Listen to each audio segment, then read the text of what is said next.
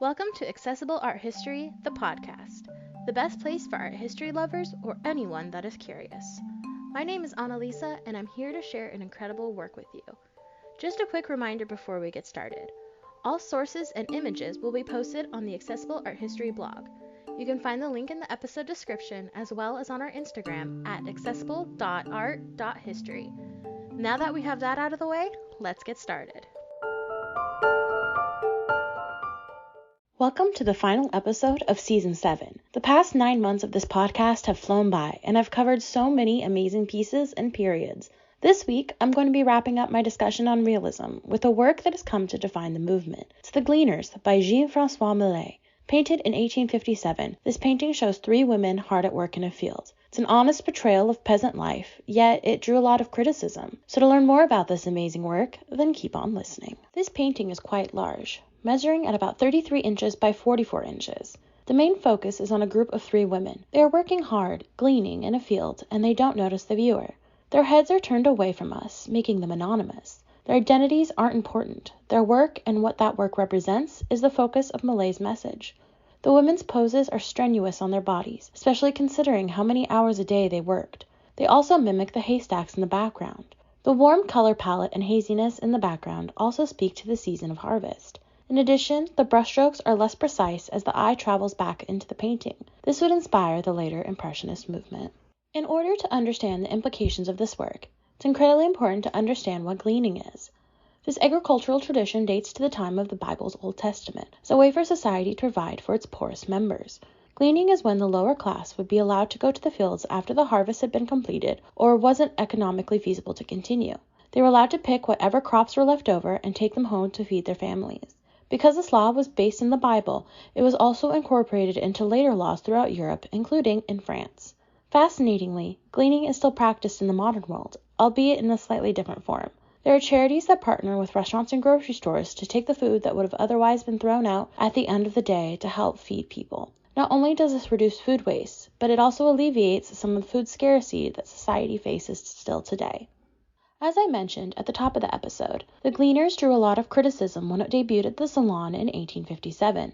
This event was primarily attended by members of the upper, and sometimes upper middle, classes, so to see an image of the poor so prominently displayed was jarring.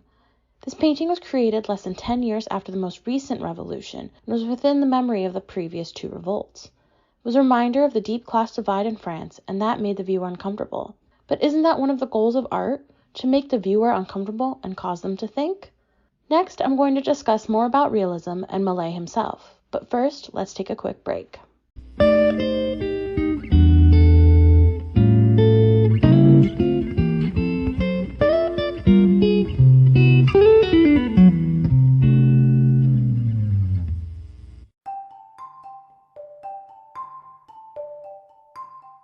Hey there, my name is Annalisa, and I'm the founder of Accessible Art History. As a part of my content offerings, I produce a podcast. For the first several seasons, I will be discussing 50 objects that shape the history of Western art. From prehistoric cave paintings to contemporary art, I'll be covering it all. The podcast was designed for everyone, from the casual couch historian to a museum's expert. It all fits within the larger mission of Accessible Art History, to create a space for art history lovers, students, and anyone who is curious to explore all periods of art history and human creation. New episodes drop every Monday on your favorite podcast platform. Make sure to follow the Instagram page for all updates at accessible.art.history.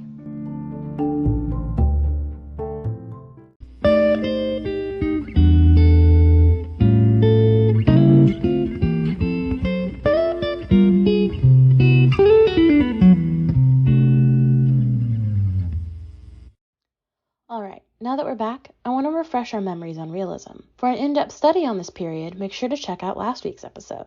This movement was born of a desire to show life as it really was. No bells and whistles, no frills or idealization, just an honest depiction of the world. Realism was also a rejection of past periods, where Romanticism was too concerned with the exotic and strange, while neoclassical art focused only on the heroic and mythological. Realist artists tended to stick to natural earth tone colors for their works.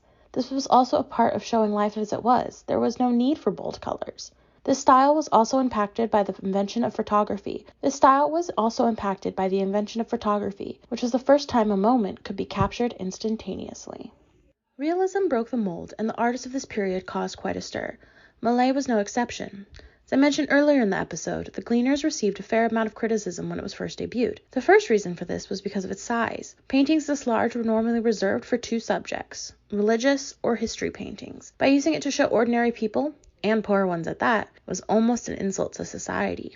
Secondly, the decision to use three women was seen as an allusion to the motif of the three graces from mythology that has been frequently used throughout art history. But once again, it was almost insulting because they were ordinary people, not divine or mythological figures. Some critics even dubbed the women the three goddesses of poverty. But who was the man behind the work? His name was Jean-François Millet, and he was born October 4th, 1814. His family were farmers in Normandy, but they were able to provide him with an education. However, as the eldest son, he had to leave school eventually and help his family with the harvest. As you can see from his works, this would have a profound impact on his later art. In 1837, Millet moved to Paris, but his first submission to the Salon was rejected. However, he was a tenacious man and continued to apply with different works.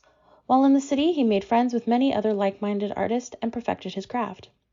Millet continued to work for years and finally received a medal and recognition for his 1853 work, Harvester's Resting, Ruth and Boaz. He was inspired, and sought to rival, his two favorite artists and heroes, Michelangelo and Poussin. This work, and of course the Gleaners, would cement a successful career for the former farm worker. In his personal life, Millet married twice. His first wife, Pauline Virginie Ono, died only a few years after their marriage of consumption. He and his second wife, Catherine Lemaire, were married in 1853 after having been together since 1845 and had 9 children together. The family also had to face the horrors of the Franco-Prussian War and were forced to move around the country to avoid the conflict. Millet died on January 20th, 1875, at age 60. He was a major influence on several famous artists, including Monet and Van Gogh. Some of his other famous works include Haystack's Autumn, Shepherdess with her flock, and Shepherdess seated on a rock. Jean-François Millet showcased the humble in order to make society think about them, perhaps for the first time in history. It was a brave move inspired by his own life, and he became a voice for the people. This was showcased especially by his work, The Gleaners. And that's a wrap on Season 7. The podcast will be taking a 2-week break and will return on Monday, April 14th. Season 8 is starting off with Impressionism and Renoir's work, Luncheon of the Boating Party. Make sure you follow Accessible Art History at accessible.art.history on Instagram so you don't miss it and all the other announcements.